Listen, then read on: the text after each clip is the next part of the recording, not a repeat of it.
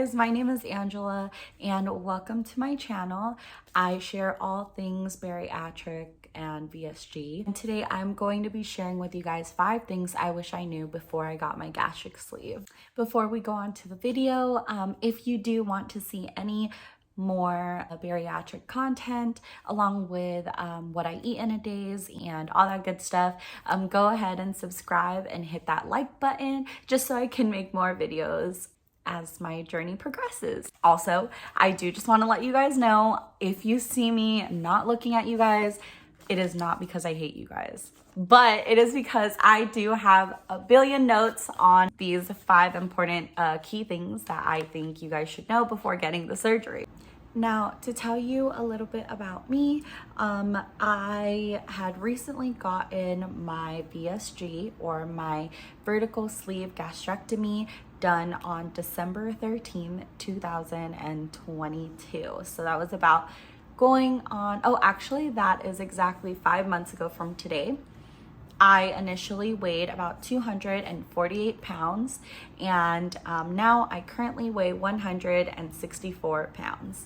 One of the main reasons why I ended up moving forward with getting the gastric sleeve was, one, I was pre-diabetic, and coming from a Filipino household, diabetes does run in our family. All we do is eat rice and lots of carbs and sugar and all that good stuff. So I was diagnosed pre-diabetic. And then number 2, I do have severe PCOS. And to this day, you know, it does lighten the symptoms of PCOS, but it doesn't completely disintegrate. So you don't lose all of the symptoms, but it's not as bad as what they were before you had the surgery. And then lastly, it was because I did have obstructive sleep apnea. And that is basically when, you know, you have too much fat on your tongue and it closes the airways, so it reduces your oxygen while sleeping, which can cause plenty of heart problems, lung problems, any physical health issues. All right, so to tell you guys the 5 things that you need to know before getting the VSG, obviously there are way more and I can always save that for another video, just because these ones are my main priority and what I think you should know before moving forward with it. Number 1 would be working out daily, and this is a huge commitment and lifestyle change. If you are able to work out at least 30 minutes to an hour a day, even prior to your surgery, it already sets the expectations and changes your lifestyle habits. Lack of activity can cause blood clots, along with extreme weight gain or weight loss, low blood pressure, and extreme muscle loss. What that really means is, depending on your protein intake, which is something we can also go over in another video, is you can lose a lot of weight or you can gain a lot of weight. So you want to make sure when getting the surgery that you set yourself up with those expectations and you set yourself up for success.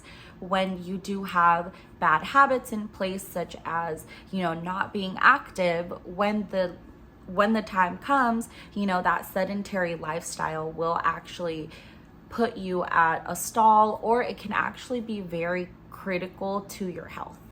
Number 2 is hydration.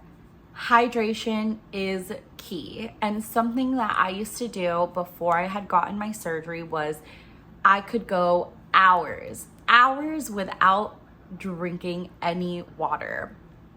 Once you get the surgery, you can no longer chug water, which is something that everybody does because not everybody drinks water throughout the day. Sometimes you only drink water when you're thirsty, which was my case. So this is specifically me, but just know with the surgery, you are no longer able to chug water.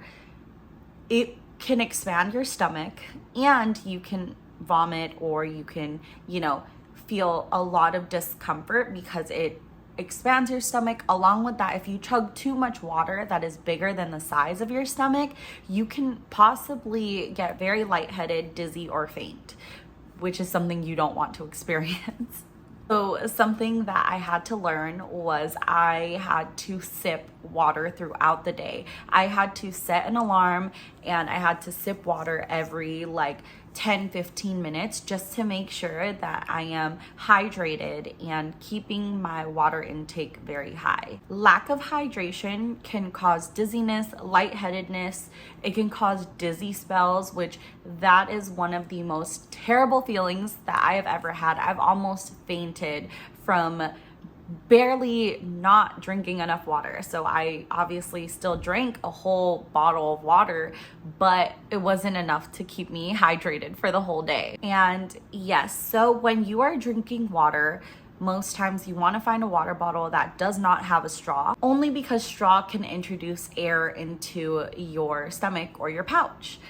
If air is introduced, then you can become gassy, you'll feel a lot of discomfort, and it can also possibly expand your stomach size, which is something that you don't want to do just because your goal is to stay away from filling your stomach with a lot of food. And if your food or if your stomach does expand, then you will be able to fill it with more food than it can consume. And then eventually it will expand and grow, and then you'll be able to eat like normal again, which also means you can go back to gaining weight again, which is something you don't want to also experience. Sipping water and finding the right bottle to help you sip water will help set you up for success. I currently still drink with a straw. I have like my own little trick where I will suck the air, use my tongue to like hold the straw so that I can breathe out and then inhale or intake the water with the straw. So it's a whole like habit that I created, but it was just because I've noticed I drink water way better when I am using a straw. Number 3, and I put this as number 3 because it really just depends on who you are and how you experience things, but honestly, body dysmorphia is real.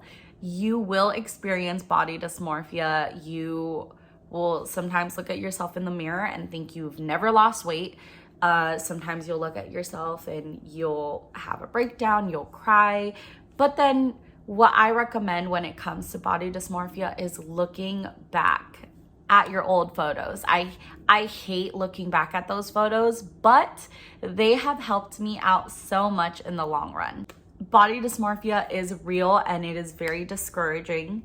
And so there are a few tips and tricks that I do that help me cope with my body dysmorphia. Number 1 would be trying to learn and understand your body's changes. And what I mean is not, oh, my body is going to change, all that stuff. No, you want to be able to understand how your body is going to change. So you'll notice as you lose weight, there will be extra skin.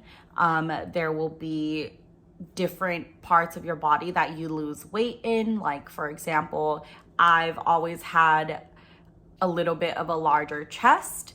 And so when I lost weight, I lost a little bit of my chest. Being able to understand that that's what that comes with, it also gives you peace of mind because you've came to acceptance.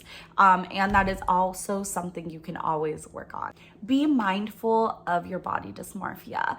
Do your best to acknowledge that you are feeling that way, just because if you are not able to acknowledge those things, they can actually cause bad habits, which can lead you back to gaining weight or binge eating or, alcohol, drug use, all that kind of stuff. So you want to be able to still acknowledge that body dysmorphia does happen. And you also want to be able to find ways to counteract that feeling. For example, some ways that body dysmorphia can affect you is you look at yourself in the mirror and you don't see any changes. You think you have gained way more weight, or you think that you are still that person that you used to be, right? The physical aspect of it.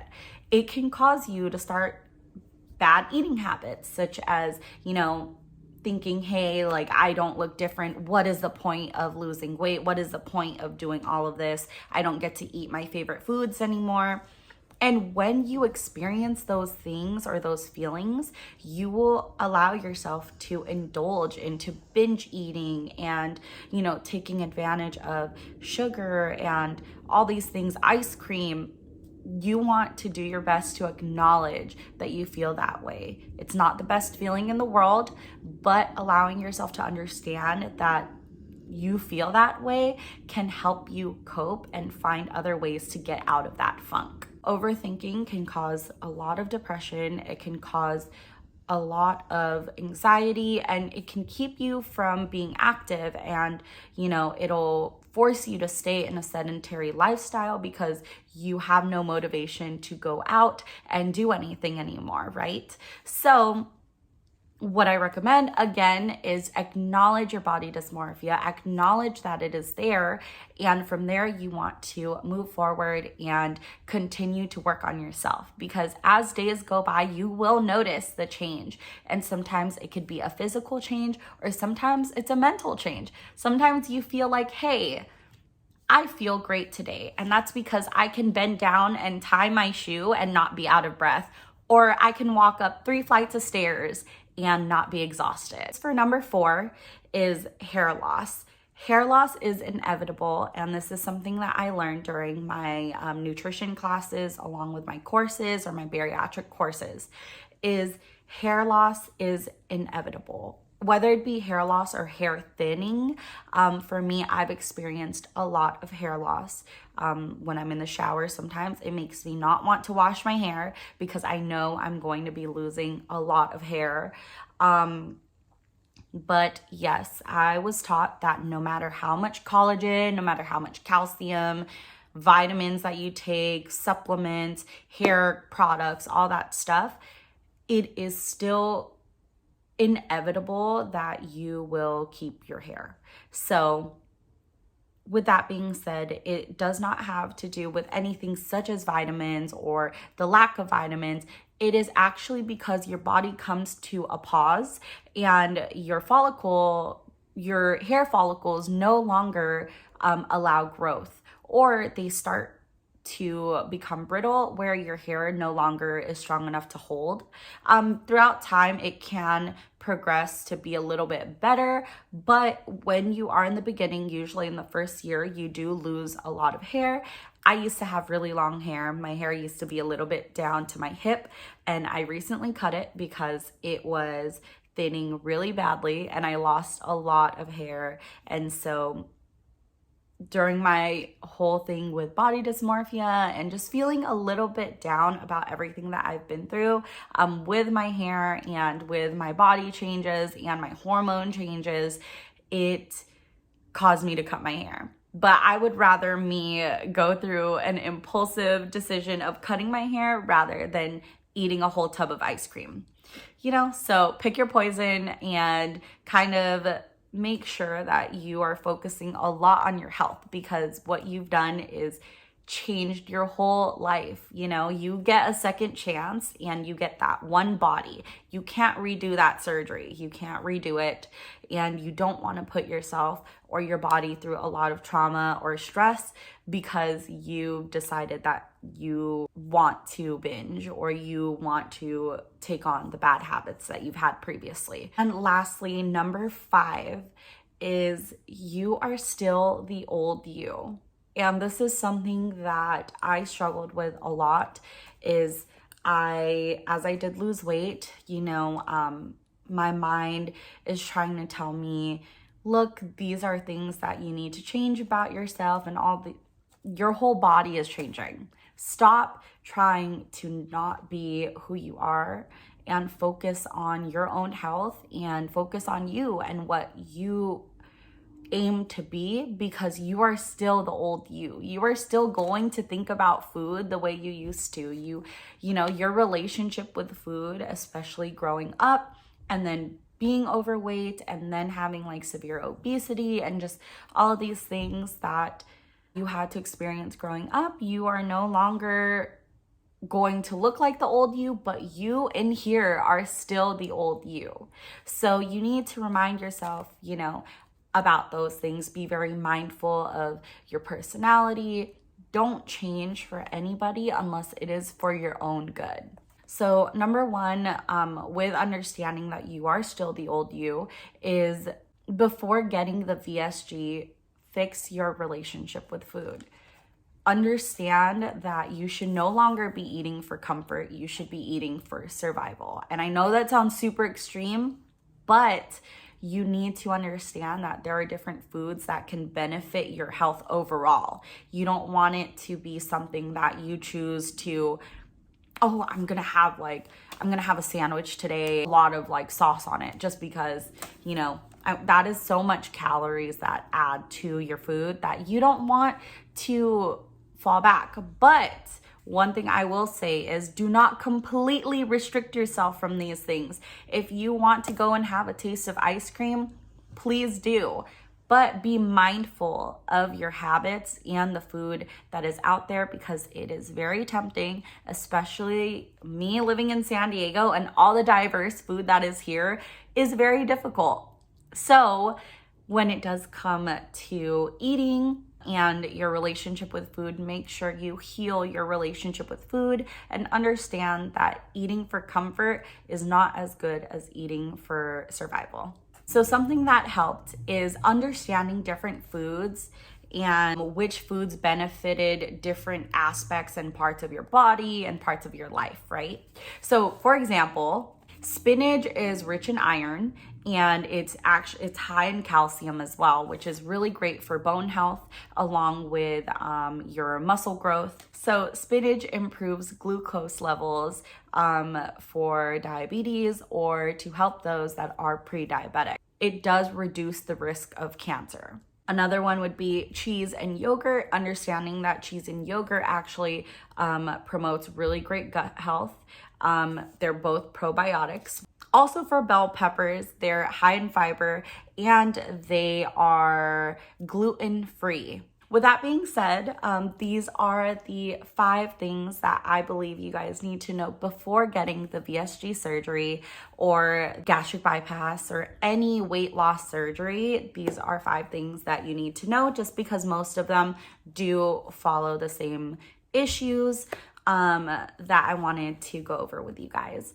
Other than that, if you guys have any questions or if you would like to see different content, please feel free to leave a comment down below. Like this video if this is able to help you guys out a little bit, and subscribe, because I will start posting videos every Monday just to share a little bit about VSG and to share my VSG journey with you guys. But I do want to thank you guys so much for watching, and I'll see you next time.